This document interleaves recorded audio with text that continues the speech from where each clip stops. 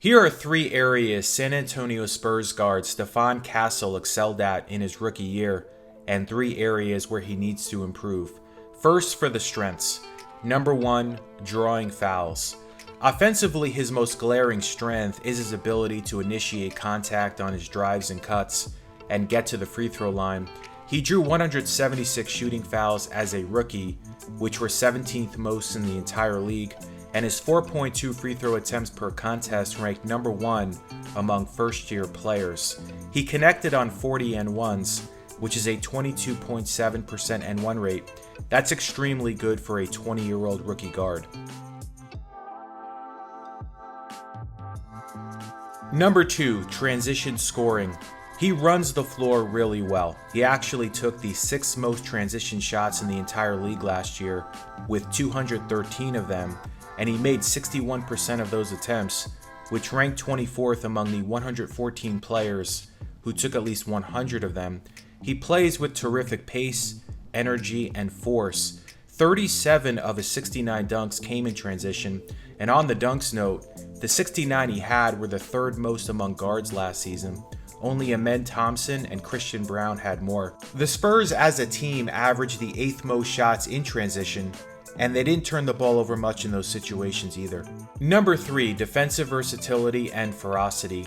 Castle has the perfect blend of size, strength, intensity, and technical skills to blossom into an all-defensive team player, and he's good guarding both on and off the ball and fighting over screens. Some notable opponent shooting marks with Castle contesting per second spectrum include Steph Curry going 5 for 13, Kyrie Irving 1 for 6, Tyler Hero 3 for 10, LaMelo Ball 4 for 11, and Luka Doncic 2 for 6. Castle is also really good chasing off-ball movers around screens.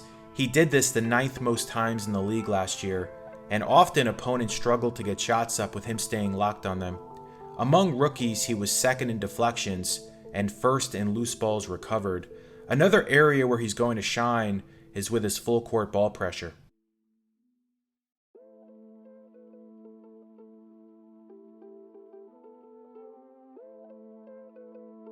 He reminds me so much of Jrue Holiday as far as the combination of strength, toughness, instincts, and strategic awareness.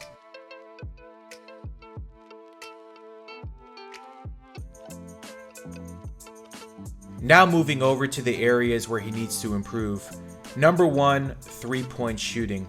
On 150 stationary catch-and-shoot threes, Castle shot just 31.3%. Among the 82 players who took at least 150 of them, that was the worst mark in the league. As far as catch-and-shoot relocation and on-the-move threes, which could be in transition, off and off ball screen, or repositioning around the arc, he knocked down just 28.3% of them. That was 16th worst out of the 153 players who took at least 50 of them. And then with at least one dribble preceding a 3-point attempt, he made just 25.2% of his 111 tries. That was the worst mark among the 80 players with a minimum of 100 off the dribble threes. Number 2, self-creation scoring. 61% of Castle's shot attempts last year came self-created. The expectation is that's going to drop with De'Aaron Fox on the team for a whole season and with Dylan Harper added to the mix. Nonetheless, if Castle ever becomes more than an ancillary piece, then his isolation and pick and roll scoring will have to improve. As a rookie, he only shot 37% in ISO situations and 38% as the ball handler in pick and rolls. I think where he could become more of an offensive threat is with his post-up game. This would also be like Jrue Holiday, who has been one of the better post-up guards the last several years. He's got good size and decent footwork to create some mismatch problems. Castle shot 4 for 9 out of post-ups in his rookie year. And number 3, touch and body control. While he has the size, strength, and movement to be an effective offensive player, the question is whether he'll ever develop good enough touch and smoothness to be more efficient. On floaters, for example, he only made 35.5% of his 76 attempts. Among the 56 players who took at least 75 of them, that was the third worst mark. Only Jordan Poole and Keontae George had worse marks. He also committed 8 charges, which were tied for 9th most in the league.